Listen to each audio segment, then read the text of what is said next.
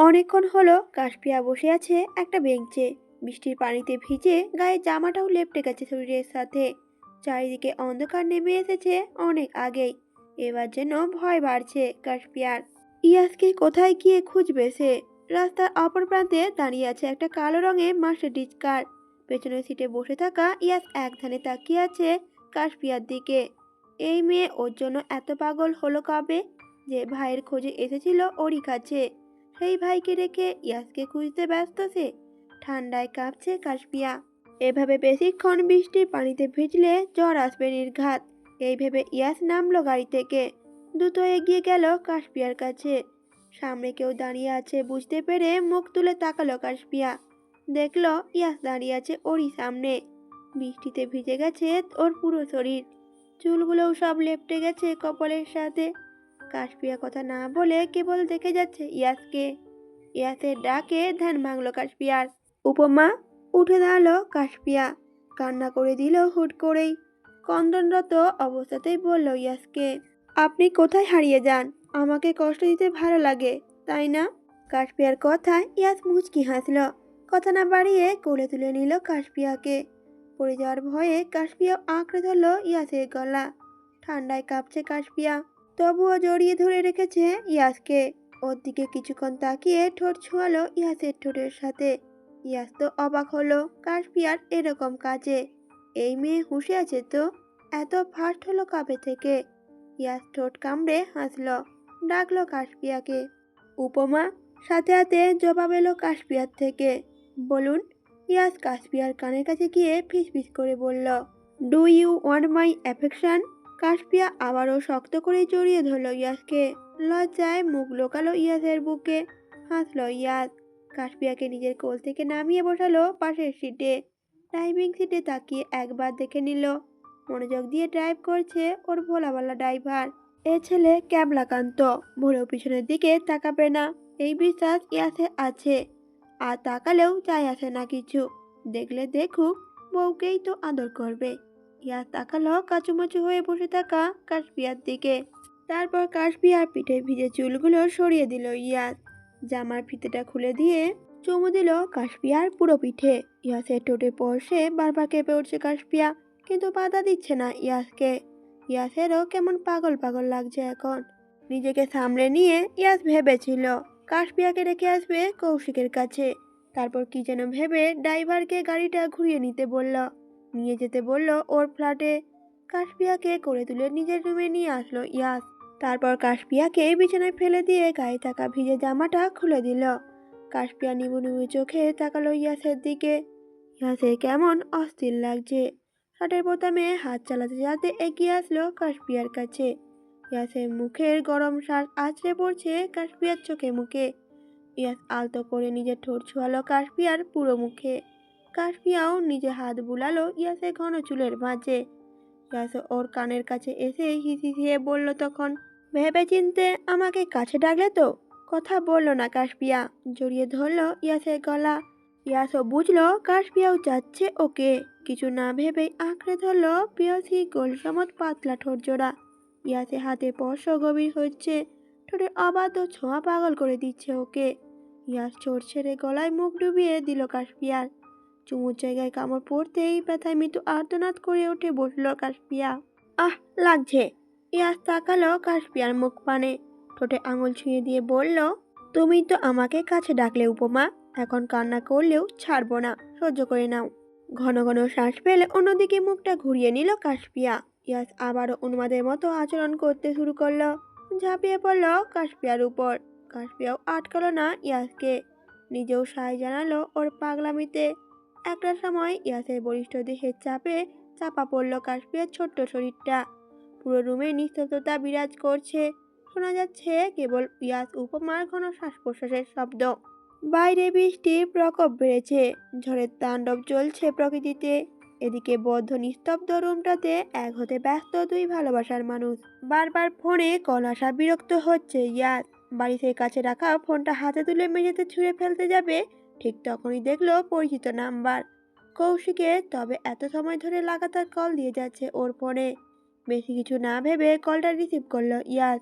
কানের কাছে নিতেই ভেসে এলো কারো কর্কট কণ্ঠস্বর, আমার বোন কোথায় ইয়াস? ঘুম জড়ানো কণ্ঠেই উত্তর দিল ইয়াস, তোর ভবিষ্যৎ ভাগ্নে ভাগ্নির আব্বুর কাছে। কৌশিক প্রত্যুত্তরে বলল, মানে? খেয়ালি না করে সোজা সাপটা উত্তর দে ইয়াস। আবারও ঘুম জড়ানো কণ্ঠে ইয়াস বলে উঠল, যেখানে থাকার সেখানেই আছে। কথাটা বলার পর চোখ মুখে বিরক্তির ছাপ ইয়াসে ফুটে উঠল। কলটা কেটে দেবে তখনই কৌশিক বলে উঠল, তুই ওকে ম্যানিপুলেট করে নিজের কাছে নিয়ে গেছিস তাই না? হাসল ইয়াস, কি যেন ভেবে। উঠে গিয়ে জানালার কাছে দাঁড়ালো সে। কৌশিককে বলে উঠল, উহু, তোর বোন আমি বলতে এতটাই পাগল, ম্যানিপুলেট করার দরকার পড়ে না। কৌশিক তখন রাগী গলায় বলল, আমি তোকে দেখে নেব ইয়াস। ইয়াসও বলল, যখন তখন যা ইচ্ছে তা আবদার করলে তো হবে না কৌশিক। তোদের মতো নিউলি ম্যারিড কাপল না হলেও বউকে কাছে পেয়েছি এতদিন পর, তাই আমাকে দেখার সুযোগ পাবি না আর। তোর বোনকে সময় দিতে হবে তো। আর বাংলা সিনেমার ভিলেনদের ভাইদের মতো ব্যবহার করছিস কেন কৌশিক? আমার ভবিষ্যৎ বাচ্চারা পৃথিবীতে আসার পর তাদের মামার এমন পালোয়ানের মতো আবভাব দেখলে তো ভয় পাবে। এখনো সময় আছে, নিজেকে পরিবর্তন কর, নইলে কিন্তু ওদেরকে তোর কাছে যেতে দেব না। ইয়াসের কথায় রেগে মেগে ফোনের লাইন কেটে দিল কৌশিক। কৌশিককে একটু হলেও জব্দ করতে পেরেছে ভেবে ইয়াস হাসলো মনে মনে। কাশপিয়ার ক্লান্ত অবচেতন শরীরটা পড়ে আছে বিছানায়। বিছানার চাদরটা গায়ে টেনে রেখেছে কেবল। ইয়াস একবার তাকালো কাশপিয়ার দিকে। কাশপিয়ার পুরো শরীরে লালচে দাগগুলো স্পষ্ট দেখা যাচ্ছে। ইয়াসের রাগ হলো এবার নিজের উপরেই। হুঁশ জ্ঞান হারিয়ে নিজের অজান্তেই কষ্ট দিয়ে বসেছে কাশপিয়াকে। বেশি কিছু আর ভাবলো না ইয়াস। বিছানায় শুয়ে থাকা কাশপিয়াকে কোলে তুলে নিয়ে গেল ওয়াশরুমে। হঠাৎ শাওয়ারে পানি এসে কাশপিয়ার উন্মুক্ত পিঠে পড়তেই তীব্র জ্বালায় চোখ মুখ কুঁচকে বন্ধ করে নিল সে। খামচে ধরল ইয়াসের পেশিবহুল হাত। সাথে সাথে কাশপিয়ার লম্বা নখে আঁচড় পড়ল ইয়াসের হাতে। তবে কিছুই বলল না সে। মুচকি হেসে পরম যত্নে ওকে জড়িয়ে নিল নিজের বুকে। কাশপিয়ার শরীরটা মুছে দিয়ে নিয়ে গেল আবারও রুমে। ইয়াসের পরনে থাকা কালকের শার্ট ব্যতীত আর কিছুই নেই কাশপিয়ার গায়ে। ইয়াস ঠোঁট কামড়ে হাসছে কাশপিয়ার দিকে তাকিয়ে। সেটা দেখে প্রচন্ড রাগ হলো কাশপিয়ার। বিছানায় শুয়ে থেকেই রেগে মেগে বলল ইয়াসকে, রাক্ষস কোথাকার। ইয়াস এগিয়ে গেল কাশপিয়ার কাছে। মুখের উপর থেকে চুলগুলো সরিয়ে গুজে দিল কানের পাশে। তারপর বলল ফিসফিস করে, ইয়াস, আমি তো বলেইছিলাম বুঝে শুনে কাছে ডাকতে। কথাটা বলেই আবারও জড়িয়ে ধরল কাশপিয়াকে। কাশপিয়ার বাধা মারল না ইয়াস। কাছে গিয়ে শক্ত করে জড়িয়ে ধরল ওকে আবার। শরীরে প্রচন্ড ব্যথা হলো কাশপিয়ার। তাই কান্না করে বলে উঠল ইয়াসকে, আহ, ব্যথা পাচ্ছি, সরুন সামনে থেকে। ইয়াসকে সরাতে সরাতে আবারও বলে উঠল কাশপিয়া, আমাকে কষ্ট দিয়ে আপনি শান্তি পান? অতি উত্তরে ইয়াস বলে উঠল, ভালোবাসাও তো দিয়েছি বউ, ওটা দেখলে না? ইয়াসের কথা শুনে কাশপিয়া মুখটা সরিয়ে নিল অন্যদিকে। ইয়াসকে কিছু বলেও লাভ হবে না জানে সে। সেই তো আগের মতো করেই জড়িয়ে রেখেছে এখনো। বিছানায় শুয়ে থাকা কাশপিয়ার ছোট্ট বুকে নিজের মাথাটা রাখলো ইয়াস। জড়িয়ে ধরে চোখ দুটো বন্ধ করলো নিজের। কাশপিয়া ওর হাত রাখলো ইয়াসের ঘন চুলের ভাঁজে। চোখ গেল ইয়াসের উদম পিঠের দিকে। পৃষ্ঠদেশ জুড়ে কাশপিয়ার বড় বড় নখের আঁচড়গুলো স্পষ্ট দেখা যাচ্ছে। মনে মনে হাসলো কাশপিয়া। রাক্ষস তো সে নিজেও কম নয়। অপরদিকে রুহি শুয়ে আছে হসপিটালের বেডে। উজ্জ্বল, আপিয়া আর সিমি দাঁড়িয়ে আছে ওর পাশে। বারবার জানতে চাইছে ওর কিছু লাগবে কিনা। কথা নেই তবে রুহির মুখে। একধারে তাকিয়ে আছে দরজার দিকে। কি যেন ভেবে যাচ্ছে সে। ডাক্তাররা এসে মাত্রই দেখে গেল রুহিকে। আগের থেকে কিছুটা ভালো আছে এখন, তবে পুরোপুরি ভালো হবে কিনা কেউ বলতে পারছে না। সিমি কান্না করছে ফুপির জন্য। উজ্জ্বলও মনমরা হয়ে বসে আছে। অবশেষে কথা বলল রুহি। উজ্জ্বলকে বলল ও চাচা চাচিকে দেখবে, এক্ষুনি যেন বাড়িতে কল দেয়। উজ্জ্বলও শুনল বোনের কথা, কল দিল বাড়িতে। সবার সঙ্গে সুন্দরভাবে কথা বলল রুহি। চাচা চাচিকে বিদায় জানিয়ে কেটে দিল ফোনটা। রুহির মনে আরেকটা ইচ্ছে জেগেছে, ইয়াস আর কাশপিয়াকে দেখবে সে। তাই বলে উঠল উজ্জ্বলকে, ভাইয়া ইয়াসকে আসতে বলবে, সাথে ওর উপমাকেও নিয়ে আসতে বলবে। উজ্জ্বলও শুনল বোনের কথা। দ্রুত নিজের ফোনটা হাতে নিল উজ্জ্বল। ইয়াসের নাম্বারে কল দিতে দিতে বলল রুহিকে, হ্যাঁ রুহি, এক্ষুনি আসতে বলছি। রুহি নিজের মুখটা সরিয়ে নিল অন্যদিকে। বলল বিড়বিড় করে, আমাদের আবারও দেখা হোক ইয়াস, একটা শান্ত মায়া ভরা সন্ধ্যায়। তোমার কাঁধে মাথা রেখেই না হয় আমার মৃত্যু হোক। তুমি আমার না হলেও তোমাকে শেষবার এক নজর দেখার ইচ্ছেটা অন্তত পূর্ণ হোক। উজ্জ্বলের সাথে কথা বলতে বলতে নিচে নামলো ইয়াস। উজ্জ্বলকে বলেছে কিছুক্ষণের মধ্যেই আসছে ওরা। স্বস্তি পেল উজ্জ্বল। কলটা কেটে দিয়ে রুহিকে জানালো কথাটা। ইয়াস নিচে নামতেই দরজার সামনে দাঁড়িয়ে থাকা সাইফান আর মেহেককে দেখলো। এত সকালে দুজনে একসাথে এখানে আসার কারণ বুঝলো না সে। এদিকে সাইফান দাঁড়িয়ে থাকতে পারছে না। ঘুম ভালোভাবে এখনো ভাঙেনি। এসেছে কেবল মেহেকে জোড়াজুড়িতে। সাইফান না আসলে তো আবার ইয়াস ওকে রুমে ঢুকতে দেবে না। ভার্সিটি অফ থাকার কারণে দেখা হয়নি ইয়াসের সাথে, তাই মিথ্যা বাহানায় এসেছে আজ। ইয়াস এগিয়ে এলো ওদের কাছে। ভ্রুকুচকে দুজনের দিকে তাকিয়ে গম্ভীর কণ্ঠে বলল, কি চাই? মেহেক উত্তর দিল আমতা আমতা করে, আসলে আসলে স্যার, আমার তো মাথায় প্রবলেম, জানিনি, তাই আপনার কাছে হেল্প নিতে এসেছি। ইয়াস ভিতরে ডাকলো দুজনকে, তারপর সোফা দেখিয়ে বসতে বলল ওদের। কিচেনের দিকে যেতে যেতে বলল মেহেককে, সাইফান অনেক ভালো ম্যাথ পারে, তুমি বরং ওর থেকে হেল্প নাও মেহেক। ইয়াসের কথায় মুখটা কেমন যেন হয়ে গেল মেহেকের। সাইফান হাসলো এটা দেখে, বলল ঠাট্টার স্বরে, পেয়েছিস তো কাঁচকলা, আজাইরা আমার ঘুমটা নষ্ট করালি, সেই তো স্যার তোকে পাত্তা দিলেন না। সাইফানের কথার উত্তরে রেগে গেল মেহেক। বলল, মেহেক চুপ কর তুই। সাইফানও আর কথা বাড়ালো না। কিছুক্ষণ পর ইয়াস এসে বসলো ওদের সামনে। হাসি ফুটল মেহেকের ঠোঁটের কোণে। এটারই তো অপেক্ষায় ছিল সে। ইয়াস হাতে ল্যাপটপ নিয়ে বসে আছে সোফায়, মনোযোগ দিয়ে কি যেন করছে। মাঝে মধ্যেই সাইফানের সাথে কথাও বলছে। এদিকে মেহেক বই খাতা ছেড়ে একধানে তাকিয়ে আছে ইয়াসের দিকে। ফর্সা শরীরে কালো রঙের টি শার্ট ইয়াসকে মানিয়েছে ভালো। গালে খোঁচা খোঁচা দাড়ি আর মাথায় উস্কো খুস্কো চুলগুলোতে যেন আরো ভালো লাগছে ওকে। ফলে মেহেক মুগ্ধ হয়ে দেখে যাচ্ছে ইয়াসকে। এই মানুষটাকে মেহেক পছন্দ করে সেই কবে থেকে।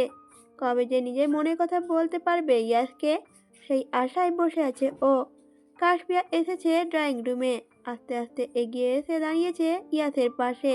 এদিকে সাইফান মন দিয়ে ম্যাথ সলভ করছে, আর অন্যদিকে মেহেকের পুরো মনোযোগ ইয়াসের দিকেই। তাই আর কেউ দেখেনি কাশপিয়াকে। ইয়াসের থেকে চোখ সরালো মেহেক। সবাই ফেলে রাখা একটা কালো রঙের ওড়নায় নজর গেল তখন। ভ্রুকুচকে অন্যটার দিকে তাকিয়ে রইল মেহেক। ভাবলো মনে মনে, ইয়াসের বাড়িতে মেয়েদের ওড়না এলো কোথা থেকে? ইয়াস ব্যতীত অন্য কেউ কি এখানে থাকে? অন্যটার দিকে একধানে তাকিয়ে কথাগুলো ভেবে যাচ্ছে মেহেক। ইয়াস ল্যাপটপ থেকে চোখ সরালেই দেখলো ওর পাশে দাঁড়িয়ে থাকা কাশপিয়াকে। গায়ে এখনো ইয়াসের শার্ট আর পরনে একটা প্লাজো ছাড়া আর কিছুই নেই ওর। এই অবস্থায় কাশপিয়া এখানে এসেছে দেখে রেগে গেল ইয়াস। সামনে বসে থাকা সাইফানকে কি দেখেনি ও? এই মেয়ে এত নির্বোধ কেন? ভেবে পায় না ইয়াস। ইয়াস আর মেহেক ছাড়াও অন্য কেউ এখানে আছে বুঝতে পেরে মুখ তুলে তাকিয়েছে সাইফান। তবে কে দাঁড়িয়ে আছে দেখারটুকু সুযোগ পেল না সে। তার আগেই ইয়াস একটানে কাশপিয়াকে নিয়ে এলো নিজের কাছে। ওর করে বসিয়ে দিয়ে কাশপিয়ার মাথাটা চেপে ধরল নিজের বুকে। সবাই পড়ে থাকা ওড়নাটা টেনে নিল কাশপিয়ার মাথায় আর শরীরে।